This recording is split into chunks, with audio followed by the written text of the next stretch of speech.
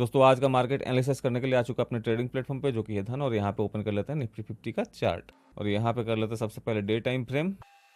दोस्तों यहाँ day time frame के हिसाब से मार्केट यहाँ पे ब्रेकआउट दिया था। ब्रेकआउट देने के बाद में फिर ये ब्रेकआउट फेल हो गया और ये फिर ब्रेकआउट फेल होने के बाद में ये कहाँ आ गया, ये आ गया इसी ट्रायंगल के ट्रेंड लाइन के नीचे। फिर उसके बाद में काफी स्ट्रगल किया, फिर ये नीचे की तरफ ब्रेकडाउन करने का कोशिश किया, लेकिन यहाँ पे बायर एक्टिव थे। ठीक है, और अभी जो है मार्केट बहुत ही बढ़िया लेवल पे खड़ा है। ठीक है, बायर यहाँ से मार्केट को ऊपर लेके गए। उसके बाद में जो है यहाँ पे कहीं ना कहीं यहाँ पे एक पॉज कैंडल बना है। अब इसके बाद में ज्यादा चांसेस ये है कि मार्केट आगे की तरफ बढ़ सकता है, यानी कि ऊपर की तरफ बढ़ सकता है। ठीक है, लेकिन किस सिनेरियो में बढ़ेगा, ये दो सिनेरियो में बढ़ेगा। पहला, या तो मार्केट कल के क्लोजिंग के ऊपर अगर ओपन होता है तो, या फिर यहाँ पे गैप अप ओपन होता है तो। अगर मार्केट यहाँ पे गैप डाउन ओपन हो जाता है तो कहीं ना कहीं ये इस रेंज में फंसा रह सकता है फर्स्ट हाफ तक। फिर सेकेंड हाफ में देखना पड़ेगा कि हम मार्केट कहाँ वेट कर रहा है, ऊपर के लेवल को वेट कर रहा है या फिर नीचे के लेवल को वेट कर रहा है। जिधर भी ज्यादा टाइम स्पेंड करेगा उधर की तरफ ब्रेकआउट या फिर यहाँ पे ब्रेकडाउन कर सकता है। ठीक है, लेकिन ज्यादा चांसेस क्या है, ज्यादा चांसेस ये है कि 24,450 के अगर नीचे ओपन होता है तो उस कंडीशन में ये आज इसी रेंज में क्लोज हो जाए। ठीक है, लेकिन कल के क्लोजिंग के ऊपर ओपन होता है या फिर थोड़ा बहुत गैप अप ओपन होता है तो उस कंडीशन में ये कहीं ना कहीं फिर से ये बाई में जाने का कोशिश करेगा। ठीक है, और इस बार अगर बाई में जाएगा तो ये कहीं ना कहीं सस्टेन करने का भी कोशिश करेगा। इस चीज को हम अच्छे से समझेंगे छोटे टाइम फ्रेम में। ठीक है, अब यहाँ पे छोटे टाइम फ्रेम के लिए कर लेते हैं यहाँ पे 15 मिनट का टाइम फ्रेम और यहाँ पे कर लेते हैं थोड़ा सा जूम।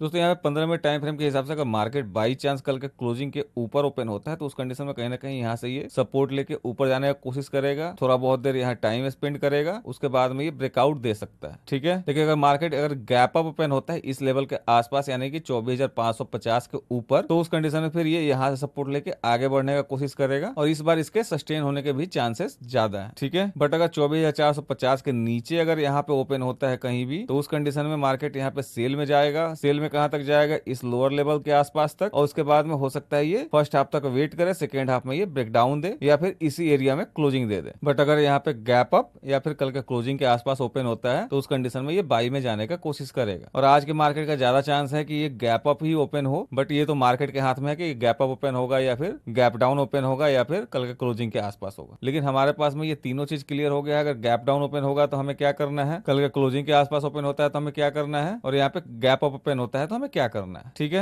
अब आज हम क्या ट्रेड करने वाले हैं, कैसे ट्रेड करने वाले हैं, ये मेन डिसाइड होगा मार्केट के प्री ओपनिंग सेशन के बाद कि मार्केट ओपन कहां हो रहा है। यहाँ पे गैप अप ओपन हो रहा है, कल के क्लोजिंग के आसपास ओपन हो रहा है या फिर यहाँ पे गैप डाउन ओपन हो रहा है। ठीक है, लेकिन ओपन कहीं भी हो हमने पहले ही तीनों सिनेरियो डिस्कस कर लिया है। ठीक है, अब आपसे हम मिलते हैं सीधे मार्केट के प्री ओपनिंग सेशन के बाद, जब ये डिसाइड हो जाएगा कि आज का मार्केट ओपन कहां होने वाला है।